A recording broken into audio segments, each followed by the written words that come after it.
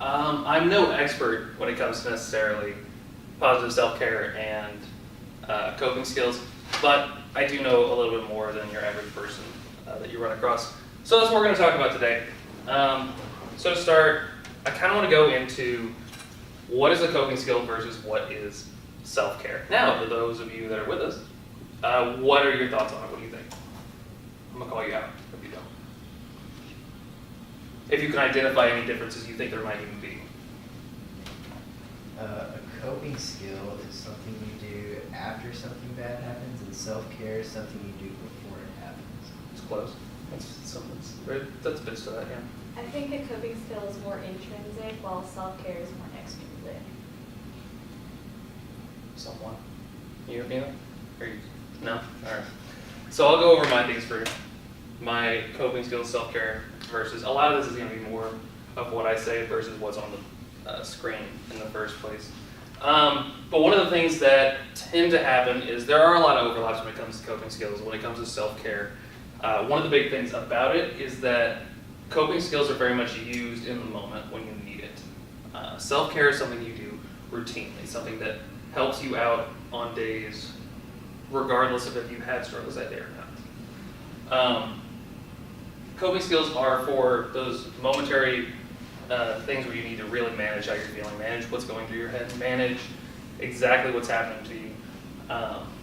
And those can be immediate things that you pull out at any given moment that you really just need for a minute or two. While self-care are usually events that are more planned, that are more routine, that are things you go through on a daily basis. Both of them vary heavily from person to person. So we're going to go through coping skills really quick. So there are going to be two major things that I talk about coping skill-wise, and it's going to be mental coping skills and physical coping skills. The biggest thing that you want when you want a successful coping skill is something that interrupts whatever emotion that is that you're experiencing and allows you to reassess your situation.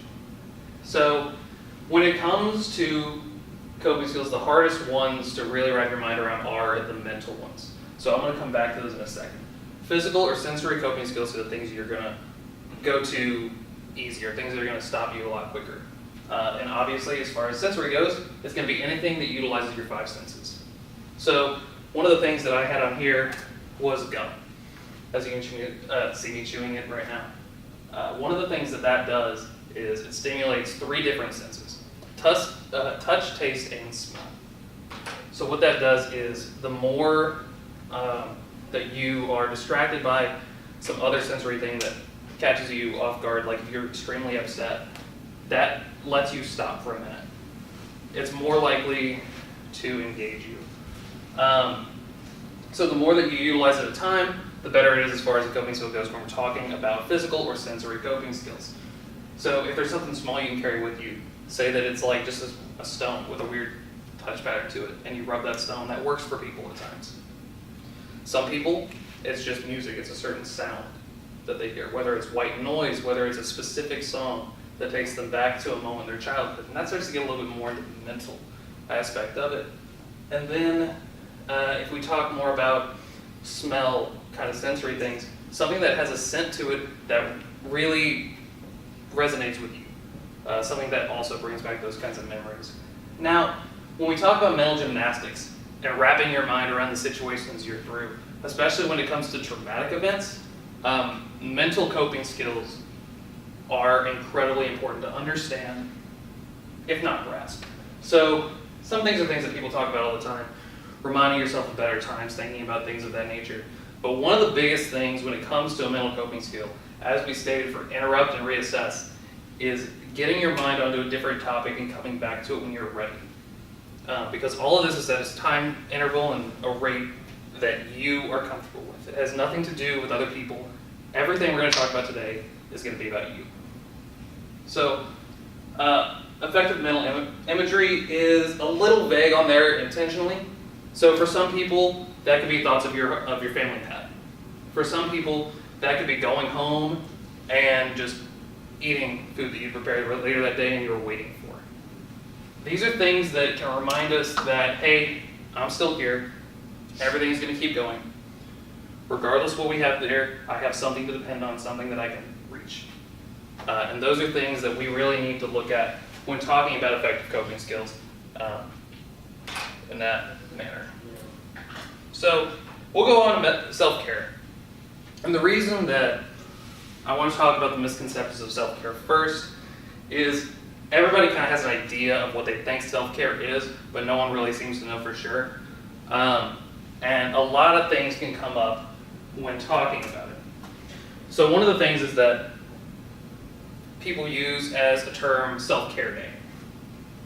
Oh, we're taking a self-care day, we're going to go do all this stuff, we're going to go to the spa, we're going to pick up these things, we're going to do all this. That's not really effective self-care, and we're going to get into that in the next slide. You don't use self-care only when you're stressed, only when you're overwhelmed. It needs to be something that you can routinely go to and something that you can pull from on a daily basis. So finding yourself a routine that you can do every day is going to be way better than going out of your way for no particular reason. So some examples of effective self-care, or some ways we can talk about effective self-care.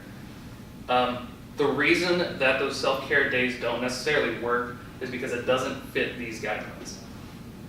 You need to remove yourself from things that can reconnect you to whatever you're struggling from. So you need to get off social media. You need to get off texting. You need to get off of monitoring whatever that problem is. As I stated here, your problems can wait for a few minutes in a day. You need to focus completely on yourself, and that's why doing a full day of self-care stuff can be kind of struggling, because you can't really filter out all of those external devices, all those things that can remind you of what you're struggling with, of those things that really can weigh on you and give you problems. So one of the things that you need to do is the activity, whatever it is, needs to take your full focus. Everything else can wait. Because when you take a moment for self-care, that needs to be priority, that needs to be the only thing on your mind. Another reason to remove your cell phone from the situation. Because it's easy to say that you're doing self-care and just be talking on your phone the whole time and not actually focus on yourself. And then the final thing that I really want to say here is that it needs to be something that you like to do. If you go for a run, but you really hate running, you're not practicing self-care. You're forcing yourself into a situation because someone else likes it, or someone else said that's what helps them. You have to find something that stimulates you, that you yourself enjoy. So for a couple of types, I'm going to talk about regular self-care and eventful self-care. So regular self-care is going to be the most important one, things that you can do on a regular basis. Whether it's 10, 15 minutes a day or every other day, or even if it's one thing that you get to do one time every week. These are things like reading a book, running a couple laps on a track, listening to a few songs that you really enjoy, and just block out the things around you, or just going for a walk, simply seeing what's around you in your area and just taking a breath. These are things that you can do every day that take maybe 15 minutes. These are things, for the most part, a couple of these, are things that you can do if you're at work and you need a minute. When you take your 15-minute break, you can do something of this to help you ground yourself. And the reason that it's so important to do this, even when you're not in a stressful situation, is that when you do get into those stressful situations, you'll be ready. It will remind you of times that you're more set, that you're ready to handle things on a much stronger basis. The reason that you want to make sure that it's something that you enjoy and it's something that you do regularly is because it needs to be your routine. Self-care is not something that we only do when we hit our lowest points. Self-care is something that we have to maintain. We have to maintain how we feel and how we express ourselves. If you're going day to day, booked from end to end, and you don't do anything to break that up, to give yourself a moment of peace, and you only focus on problems and people around you, it's only going to hurt you more, and it's going to make it even harder to practice these self-care skills. And that's why I had to have the differentiation of self-care and coping skills before this. Eventful self-care are more of those things that you fall in line with. Those things that people tend to think of when they think of self-care days. And they only work when there's small events and you can actually isolate yourself for them. That's watching a movie without interference. No phones, nothing like that to interfere with it. It doesn't have to be in the theater. It can be at home. Put your phone in the other room for one movie. It'll be fine. Playing a sport of any kind, that could be basketball, soccer, tennis, whatever it is. And I tend to recommend the lower number of people, the better in those situations, because in those situations, if there's a lot of people, you're more likely to kind of ignore what's going on, think more of the social aspect, when you really need to be in the moment of the activity itself. And then for some people, it could just be cleaning the house, cleaning a room. Put on some music, clean a room, and just focus on what you're doing. Don't let anything outside of it seep in. Don't be checking your text messages or anything of that nature. Does anyone else have any examples of anything that we could use, regular or eventful, that have come up in their life that has been effective for them?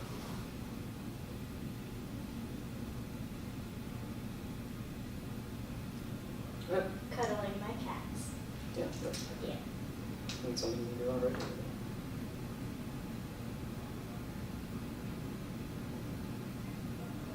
Seem to be thinking really hard. What you got? Taking a bath. Yeah. That's what we do on a normal basis. And we kind of glossed over it. Any coping skills that work for you guys that you pull to? I mean, you can see with me, I have gum in my mouth. I use that as one of my sensory objects when I get overwhelmed. Yeah. I use do not disturb mode a lot, and I took, when Apple came out with you can block certain apps during a certain time, I use that a lot. That's perfect. Cause like a year ago, everything was stressful, but once that feature came out, I was like, no emails, especially school emails, I block all of those. Yeah. I don't get any notifications before 9 o'clock, and I don't get any notifications after 7, 8 o'clock, That's usually depends perfect. on the day, to like just completely like, Well, it's anxiety. yeah. It's so anxiety filling because you know there's something that's going to pop up, or you worry that there is because you've gotten stuff before, or you get overwhelmed from expectations you get given, or things that you're getting from work, from family, from school, everything like that. That you have to be able to separate yourself from those situations. So that's really good. Anything else for that? All right. So with that, this has been my crash course on the difference between self-care and coping skills. As I said, reading a book is pretty great. LeVar Burton here will attest to that. Thank you guys.